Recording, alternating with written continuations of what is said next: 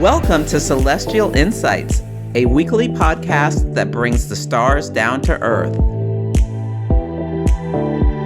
I'm your host, astrologer, coach, and intuitive Celeste Brooks. My purpose is to provide practical, unique, and insightful guidance to help you navigate the energies of the week like a boss. Hello, this is Celeste of Astrology by Celeste, and on this episode, I will discuss the astrology for the week of October 26, 2025. First, a look back at some astrology in action. Last week's podcast was called The Art of War.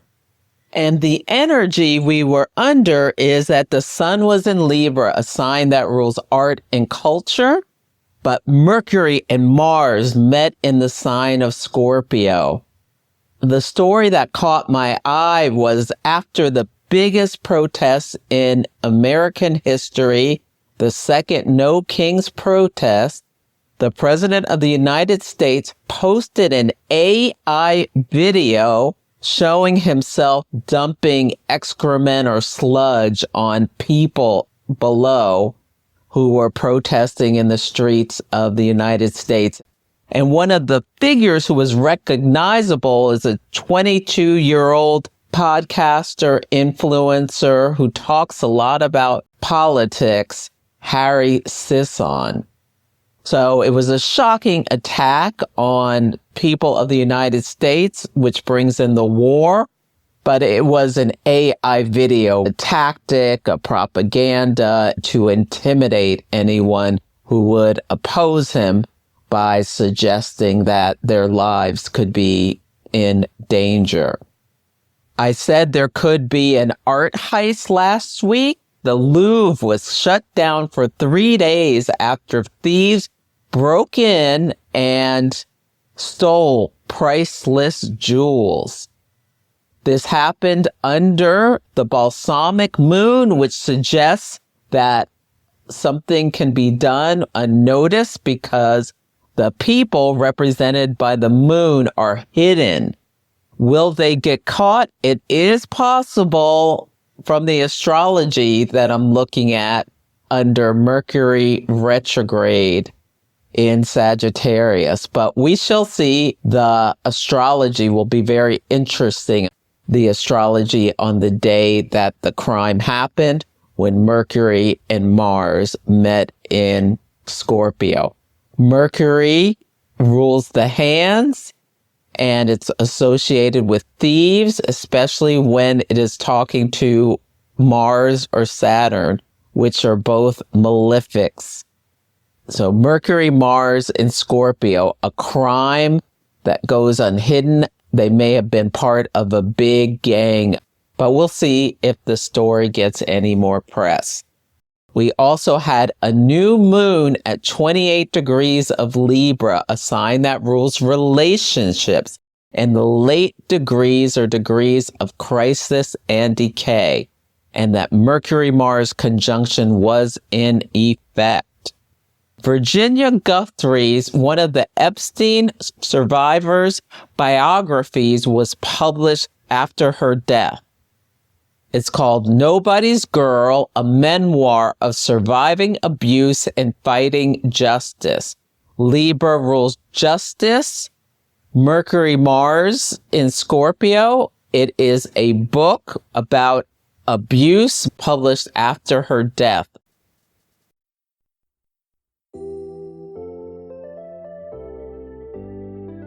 The Birthdate Company makes amazing products, and I am a proud affiliate. I especially love the Birthdate book. It's a fully personalized, beautiful, and unique reading of your birth chart with over 70 pages of detailed horoscope analysis. It is such high quality. I absolutely love it. They also make amazing birthday candles. You can get it for yourself or as a gift for someone else.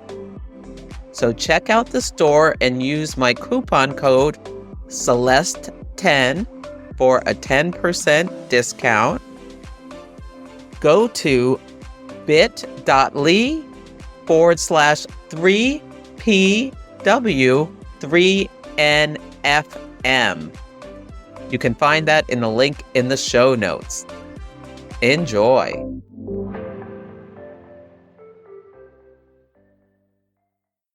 The theme of this week is biting the hand that feeds, and there are three big things I'd like you to think about as you navigate this week. The first is that Mercury will enter the sign of Sagittarius from October 29th through November 18th. Sagittarius is mutable fire. The energy is expansive, optimistic, freedom-loving, broad-minded, and athletic. Your mind may turn to wanting to get outdoors. On a bad day, Sagittarius energy exaggerates, is argumentative, and self-indulgent. Mercury is the planet of communication and thought processes. It can lean to the logical side of things where Sagittarius energy is inspired. Mercury does not like to be in this sign because it is as far away from home as it can be in the sign of its detriment. It wants to be in Gemini. It doesn't like to be in the opposite sign of Sagittarius. Mercury just likes to gather information, and Gemini, it just brings in all the facts. It also likes Virgo, where it takes this energy and categorizes and organizes things.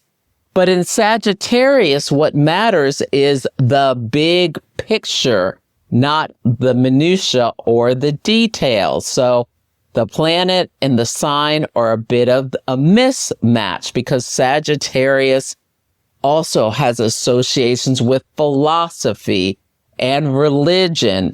You start asking too many questions about, say, religious beliefs, and people start to get a little uncomfortable because it involves having faith, not needing to know details or needing things to be logical.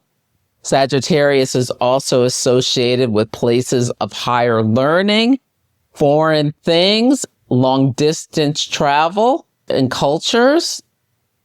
Hips, the thighs, and liver are things the sign is associated with in medical astrology. Mercury is going to go retrograde from 6 degrees of Sagittarius on November 9th and back it up to 20 degrees of Scorpio on November 29th before going direct again. And 20 degrees of Scorpio is where Mercury and Mars are at this new moon that we just had last week. So there may be things that were seeded at this new moon that may come boomeranging back later on during the retrograde cycle. Will the thieves who stole the jewels from the Louvre get caught? As soon as Mercury goes into the sign of Sagittarius, it opposes Uranus in Gemini retrograde. So is very intense oppositional energy where, this could be people having a shouting match with each other. So just be mindful. Or Mercury and Sagittarius, that can be foot in the mouth energy. It takes a couple of days to get used to a planet in a new sign. And someone could say something when Mercury is at 29 Scorpio that just cuts through somebody like a knife. It moves into Sagittarius. Oh, I was just kidding. Sagittarius is a storyteller. Lots of comics have strong Sagittarius energy. Also pop stars and athletes. I wonder if there'll be something about Taylor Swift and her fiance. She has Mars at 26 Scorpio and he has his Venus there. And Mercury's going to retrograde over that conjunction. meaning something could come to people's conscious attention. There's going to be something in their own life. We'll see if it makes news because it's going to be 3 hits over that conjunction during the retrograde. I got the energy of Justin Timberlake and Britney Spears. For whatever reason, they came to my mind. Altar boys, there could be a story about them because of the religious energy of Sagittarius, and Mercury rules young people. College student handbooks have to be rewritten possibly because of orders from the administration. But I also got William Tell energy. William Tell was someone who refused to bow to a tyrant, and he had to shoot an apple on the top of his son's head. He was a skilled marksman. Sagittarius is the archer.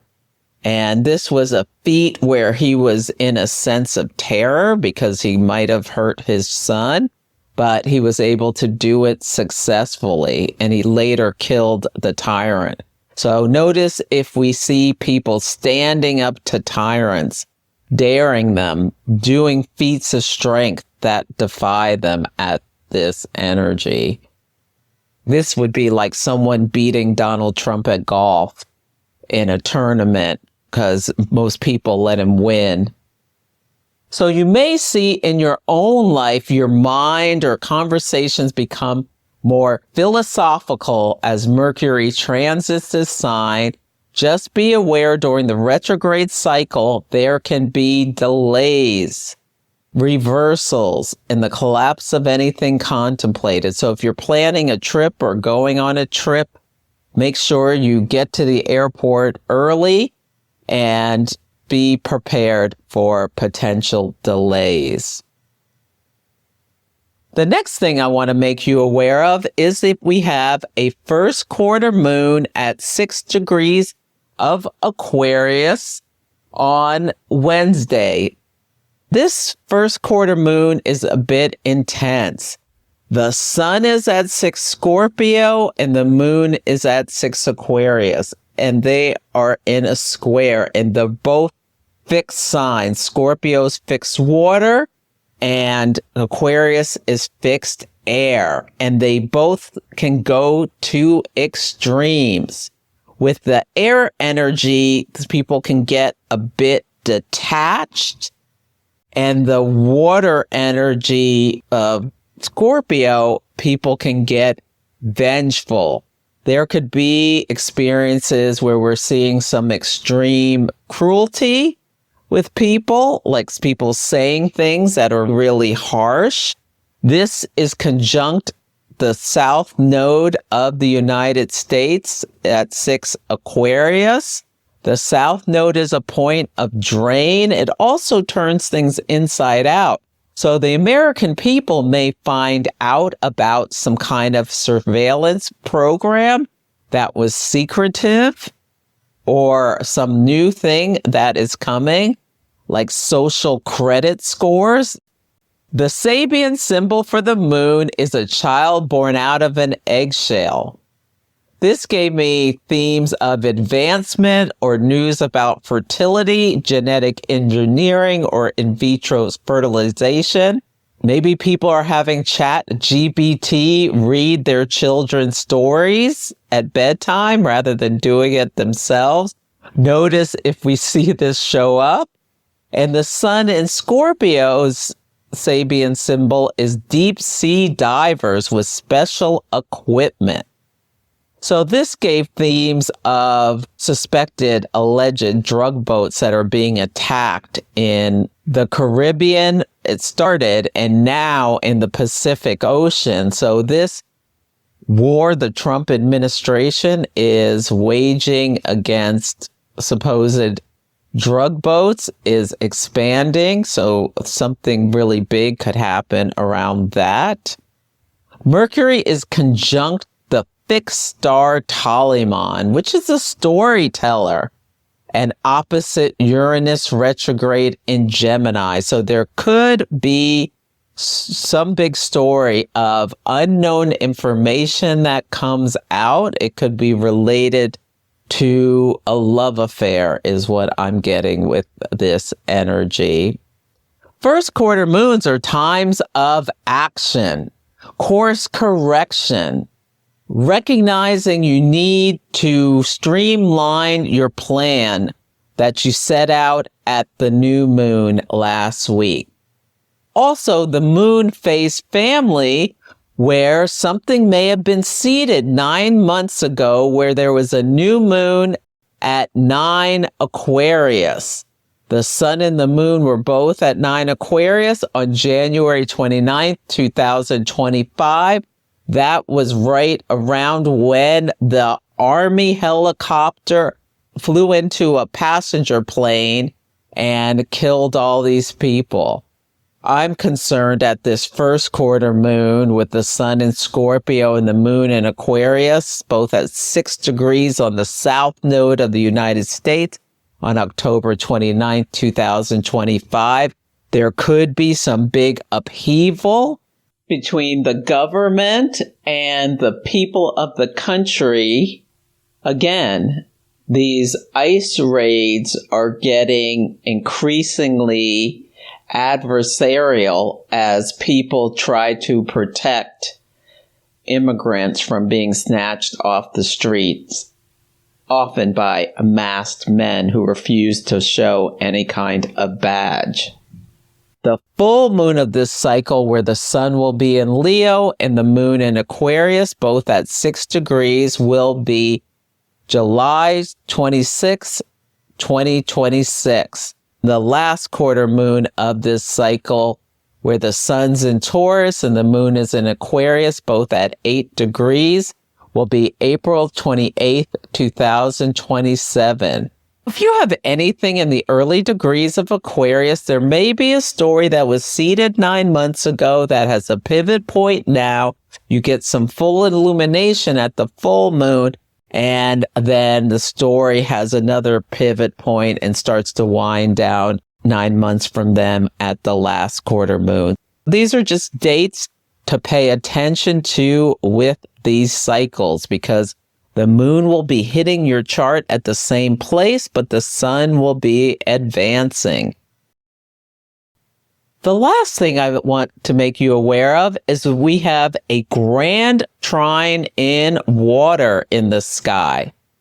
Mars in Scorpio will trine Jupiter in Cancer, both at 24 degrees, and Saturn's in Pisces at 25 degrees, so a little farther. Jupiter and Saturn are barely moving. Jupiter is getting ready to go retrograde on November 11th, and Saturn direct on November 27th. So they're both slowing down to station. Mars is going to activate this Jupiter trine Saturn. And Jupiter expands, Saturn contracts. Mars motivates. And trines, there's ease and flow, lucky energy. And Mars is at home in Scorpio, where it can do what it does with ease. Jupiter is exalted in Cancer, where it has a special seat at the table. You could get help from a benefactor to get the actions you want to get done. With Scorpio, they can be really strategic. Saturn and Pisces, to me, brings in, don't let a lack of faith stop you from pursuing your goals. Can you have belief that you can get things done? I wrote, the truth shall set you free, but first it will make you angry. Islands in the Stream was the song that was playing in my head. With the government shut down, we know that people's SNAP benefits are going to be running out. And these are benefits to low-income people so they can help them feed themselves and their children. People may be getting pretty desperate around this time. Jupiter is a benefic that aids, and Mars cuts things off. It severs and separates, and Saturn limits. This is part of the story with this Grand Trine. It does not look like there's any movement with the government coming to any kind of negotiation to get the government moving again, but I hope that changes soon. Another Aquarius archetype is the humanitarian. So a group of people could come together to pool resources to help people get through this time when the government is shut down. If you are embarking on a new journey, experiencing a major life event, feeling stuck, trying to make a difficult decision, or just looking to make positive changes, astrology can provide life-changing insights. There are several ways to work with me. You can come for a 60 or 90-minute astrology consultation depending on your needs. Engage in longer-term cosmic success coaching where we work together on a 3-month basis to help you overcome blocks, improve your life satisfaction, build better relationships, accomplish your career goals, and understand yourself better using the tool of astrology. Or mystic mentoring if you're an aspiring astrologer and want help with chart analysis techniques. Go to astrologybyceleste.com to check out my offerings. If you have any questions, you can email me at celeste@astrologybyceleste.com. The word of the day on Sunday is discipline. The Sagittarius Moon squares Saturn at 26 degrees of Pisces and then Neptune at 29 degrees of Pisces. A Sagittarius Moon wants to be free and unencumbered, and then the limit of Saturn can make people feel frustrated. Or this could be someone with a Sag Moon whose tagline is go big or go home, like overindulge on Saturday night and then wake up with a hangover. Could be literally this energy. A drunk driving checkpoint. Somebody gets sitting going off to jail. The moon enters Capricorn at 9:52 a.m. Pacific time. This sign rules the government, big business, and need. So if the authority overdoes something with the Sagittarius moon, the people can be focused on it as the moon moves in to Capricorn. And the focus turns from having fun and being footloose and fancy free to being responsible. And when the moon enters Capricorn, there's nothing that it's talking to for 15 degrees. So it's almost like it's void. Notice if there is a lack of conversation, you feel unmotivated. It's just the energy.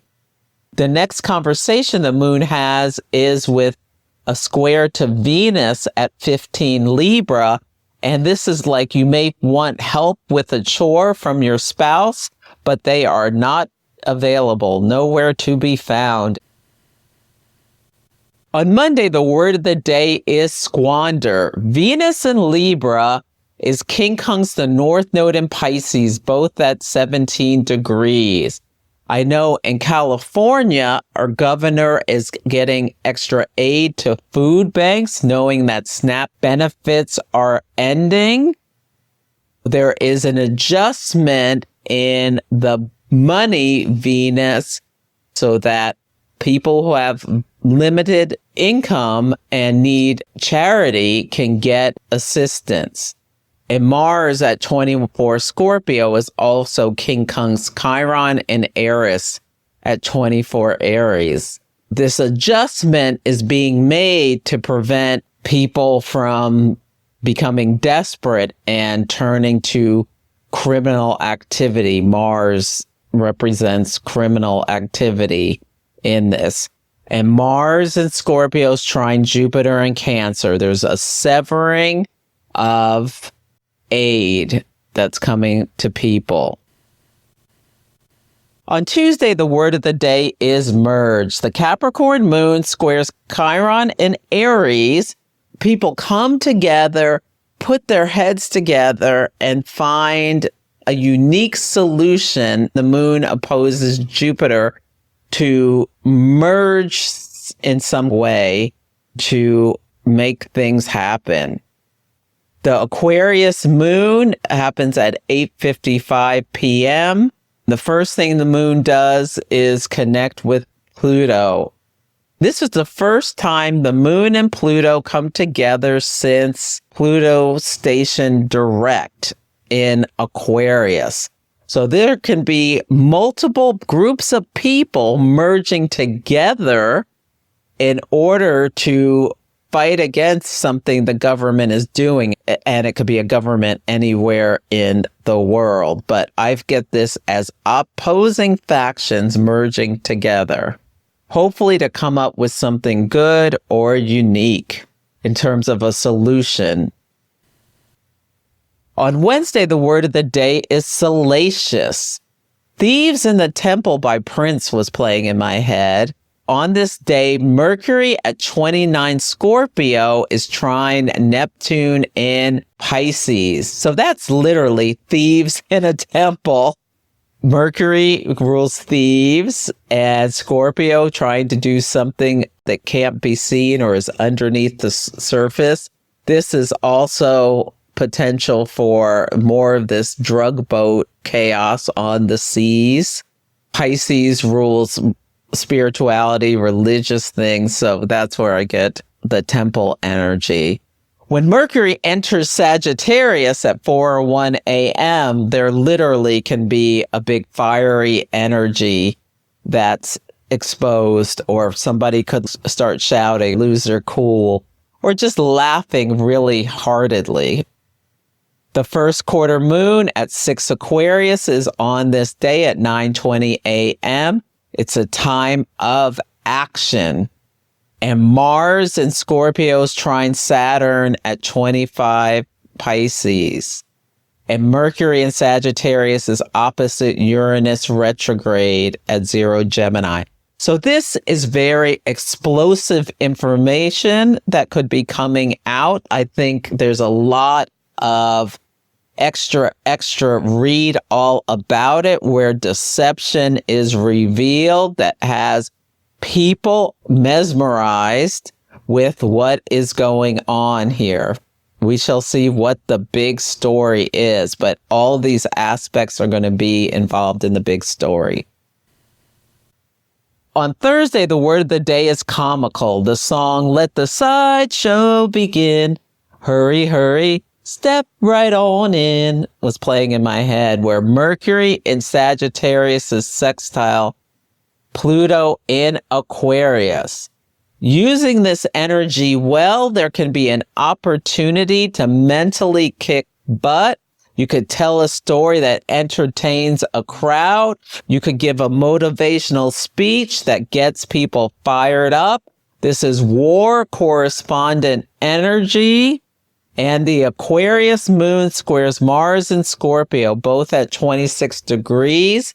I wrote down serial killer vibes, like John Wayne Gacy, the guy who dressed up as a clown.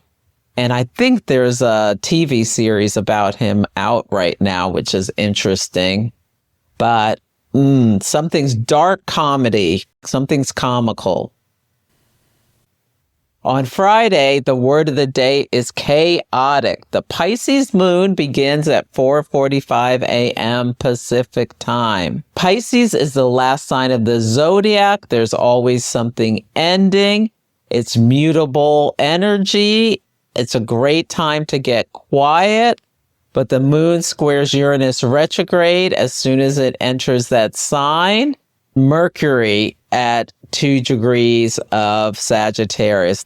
The moon meets the north node, and there are going to be people who are in a panic, who don't have benefits on how are they going to feed themselves and feed their children. Food banks are probably going to be experiencing long lines. but hopefully other states as well are going to be doing things that help mitigate, or people and their neighbors will come together to help mitigate the lack that some people will be experiencing. On Saturday, the word of the day is phenomenon. Venus in Libra is opposite Chiron and Eris in Aries, all at 24 degrees. So Venus opposite Chiron and Eris. Eris is the goddess of chaos. Chiron, the wounded healer. There can be energy of conflict in relationships. I got phenomenal woman from Maya Angelou's poem with this. So notice if a woman is very passionately advocating for others. That's it for this week's episode. Feel free to email me at celeste@astrologybyceleste.com with any astrology and action stories, or let me know how the daily themes are playing out for you. Take care, and I'll catch you next week. Thank you for listening to Celestial Insights. To learn more about my work, please visit my website, astrologybyceleste.com, where I offer personal readings, horary consultations, cosmic coaching, group events, and classes to help guide people to higher levels of fulfillment. You can also find me on Instagram, YouTube, TikTok, and Facebook at Astrology by Celeste. If you enjoyed Celestial Insights, please help others find the show. Follow, rate it 5 stars, or write a nice review. I would so appreciate it. I'm astrologer, coach, and intuitive Celeste Brooks, and I'll be back next week.